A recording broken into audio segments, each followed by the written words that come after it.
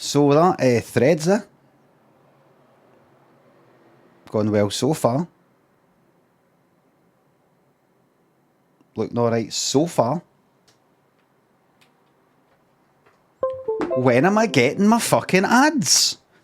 What is the point in holding out all your fucking details to say to Mark Zuckerberg, could you please serve me some ads? I wish to buy some things. I would like to buy some products or services that will make me happy.